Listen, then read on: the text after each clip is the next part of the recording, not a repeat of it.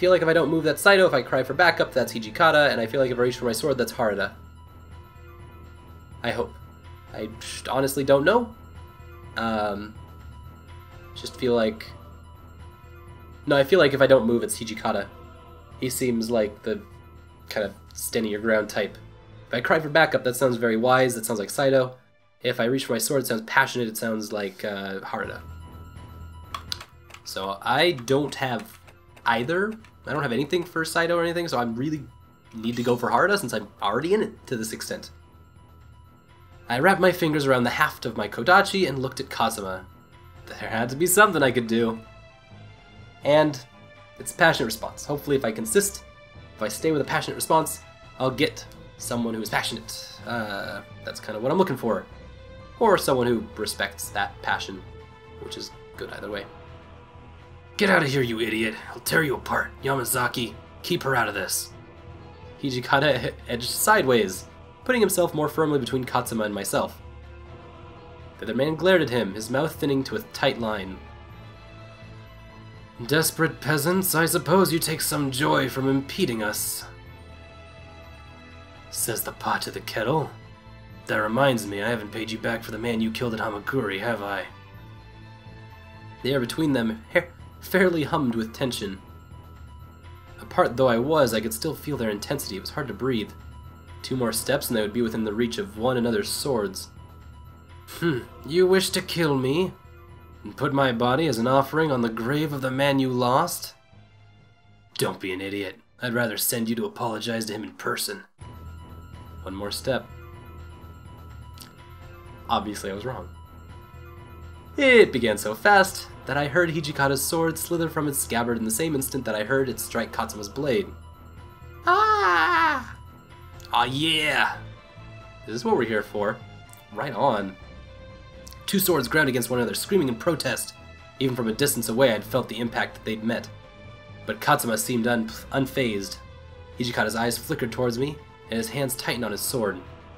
What the hell do you want with this kid anyway? Chizuru is too much for you. We've come to take her off your hands, quite simple. And just what that's supposed to mean. Their blades shuddered and danced too fast for my eyes to follow. All I could catch was the flicker of movement as the moonlight caught them, and the flash of sparks when they met. They leapt at each other, blades flashing, and met for a moment. The 2 men sprang away, circled, and then leapt forward again. The clipped strands of Katsuma's hair drifted away on a cool evening breeze. Got your hair. I see. There were no signs of fear on his face. Instead, I saw what I thought was perhaps the tiniest flicker of respect. He lowered his sword. What the hell is this? Both men stepped back, their fight clearly finished. Further fighting serves no purpose. We will do nothing more than attract unwanted attention. His voice was calm, as deep and harsh as 2 boulders grinding together. Why are you talking to me? Come on, I know when to leave a party. Katsuma looked at his companions momentarily, then nodded. Yes, our suspicions have been confirmed. We've no need to stay. This time we only came to say hello. Do you really believe we'll simply allow you to walk away? Then call your men. You 3 may survive, but how many of your soldiers will we slaughter before we escape? Would you spend their lives so easily? There was no doubt that Katsuma and his companions were powerful. There was no edge of arrogance in his voice, only cold fact. They left silently, fading into the darkness, but as he did, Katsuma spoke to me one last time. I will return for you, soon. He was far out of arm's reach, but his words felt as if they brushed against my cheek, cold and threatening. A shiver ran up my spine. Damn. Whoa! Are you alright, Chizuru? I took the hand Harada offered and pulled myself to my feet. Hijikata was staring intently out into the darkness, but when he spoke it was to me. Kid, you got any idea why they're after you? I hesitated. They had said I was one of them. Katsuma had invited me to go with them. Had he been telling the truth? I didn't know. I'm not sure. There's really nothing more I could say. Tough night. That was exciting. Glad I didn't go home.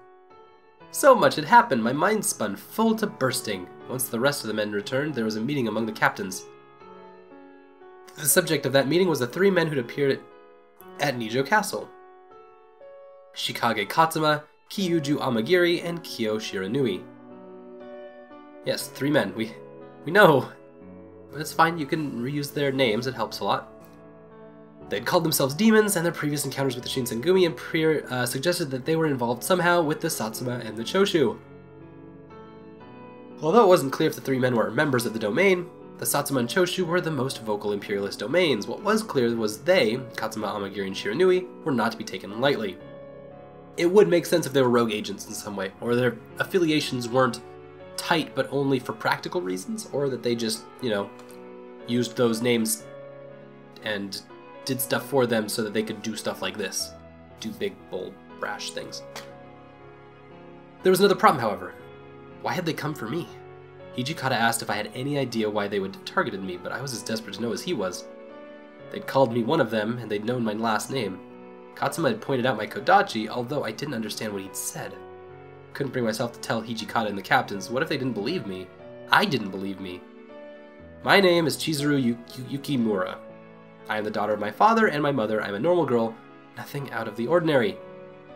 My only memento of my mother, my Kodachi, lay in my palm. I squeezed it tight. Who am I? Wow, things are getting intense. Things are really solidifying in a lot of ways. Especially my love for...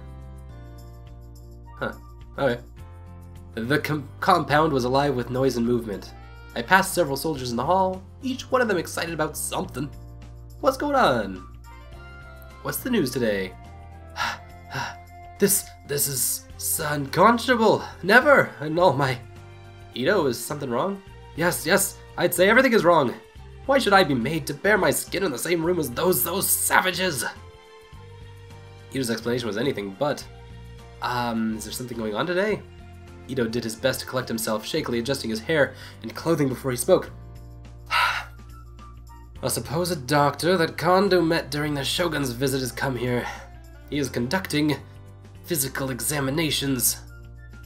With a disdainful sniff, he glared pointedly across the hall toward the area he'd just left. The men were getting physical checkups, that much I knew. Given my particular situation, I'd been exempted by the captains, who had also given me special instructions to stay away. That hairless monster! He demanded that I remove my clothes in front of everyone. When I refused, as any decent man would do, he attempted to remove them himself. The rest of them just stood there. What sort of uncultured savages are they?